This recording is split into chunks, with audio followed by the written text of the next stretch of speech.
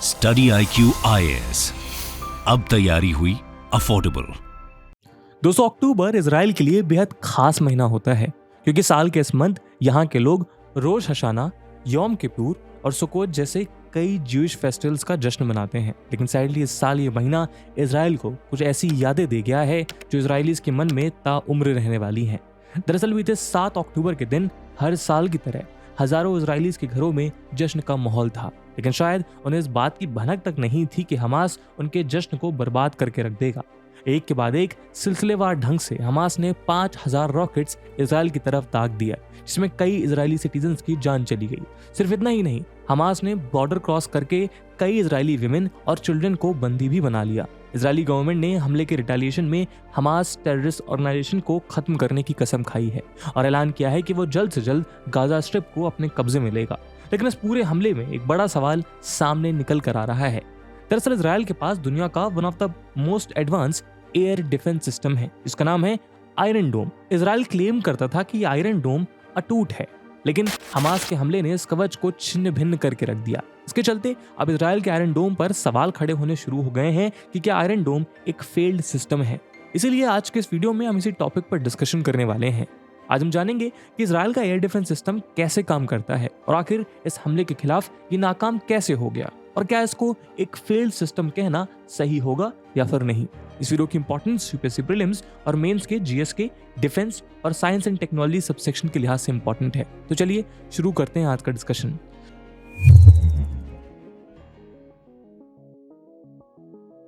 दोस्तों, latest report के मुताबिक इजराइल पर हुए हमले में हमास ने 5000 रॉकेट छोड़ने का दावा किया है।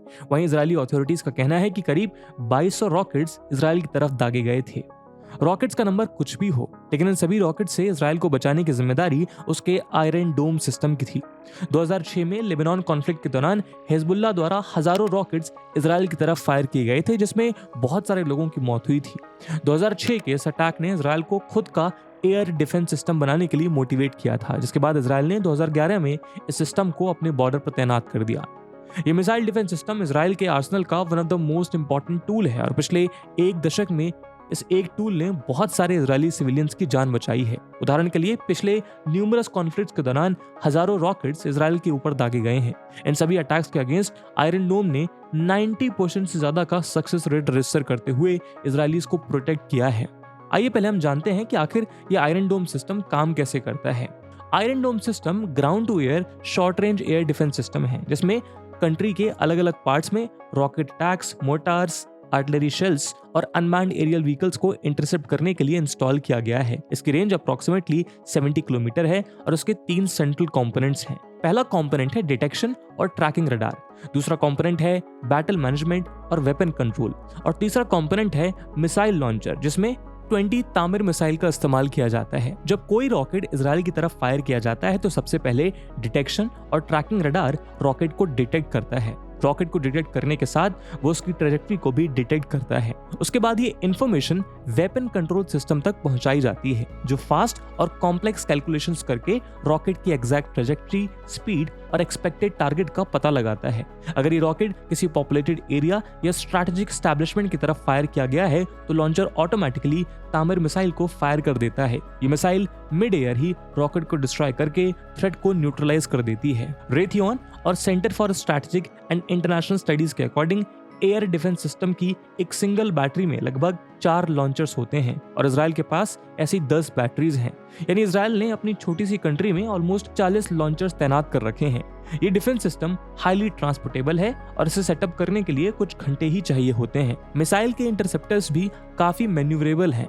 इनकी लंबाई सिर्फ 3 मीटर यानी लगभग 10 फीट, डायमीटर लगभग 6 इंच यानी 15 सेंटीमीटर और वेट करीब 90 किलोग्राम का होता है।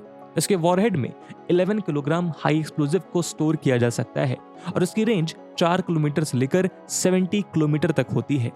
ये नोट करना इंपॉर्टेंट है कि सामान्य तौर पर एयर डिफेंस सिस्टम को बैलिस्टिक मिसाइल को रोकने के लिए बनाया जाता है, लेकिन आयरन डोम लो ऑल्टीट्यूड पर रहने वाली अनगाइडेड रॉकेट्स को टारगेट करता है, क्योंकि most of the Palestinian militant groups इन्हीं रॉकेट्स को फायर करते हैं।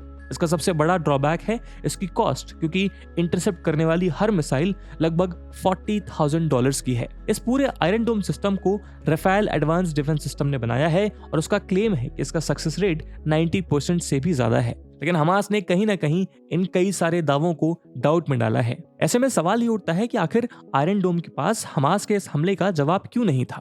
क्या आयरन डोम फेल हो गया है या सच्चाई कुछ और ही? दोस्तों, यूपीएससी की तैयारी करने के लिए आपको बहुत सारे ऑनलाइन बैचेस मिलेंगे, पर आखिरकार क्यों स्टडी आईक्यू का UPSC prelims to interview live batch उसमें से बेस्ट है? दोस्तों, इन बैचेस में आपको 1000+ आवर्स का लाइव कंटेंट डिलीवर किया जाएगा। आपकी तैयारी को पिन पॉइंट फोकस रखने के लिए क्रिस्प नोट्स दिए जाएंगे। किसी भी समय आपके डाउट्स को क्लियर करने के लिए 1-to-1 मेंटोरशिप का फीचर भी आपके पास रहेगा।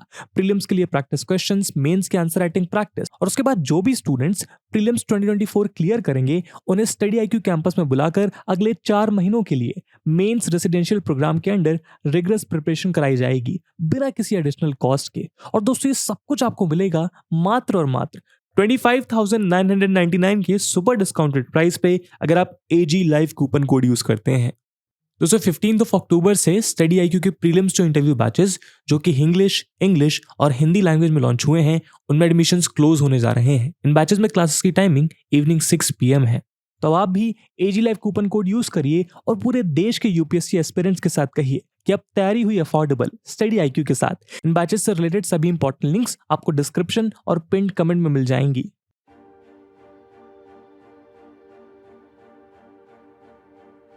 दोस्तों, वैसे तो आयरन डोम के फेलियर का कोई कॉन्क्रीट टेक्निकल रीजन अभी तक सामने निकल कर नहीं आया है, लेकिन डीप रिसर्च करने पर आयरन डोम फेलियर के 2 प्रोबेबल रीजन सामने निकल कर आते हैं। सबसे पहले रीजन को टाइम्स ऑफ इजराइल द्वारा रिपोर्ट किया गया है। उनका कहना है कि डिफेंस सिस्टम के एक बैरेज में टेक्निकल एरर की वजह से इस बैरेज में रॉकेट्स इंटरसेप्ट नहीं हुए। इस बैरेज से रॉकेट्स ने आयरन डोम सिस्टम को बाईपास करके इजराइल की धरती को कांपने पर मजबूर कर दिया।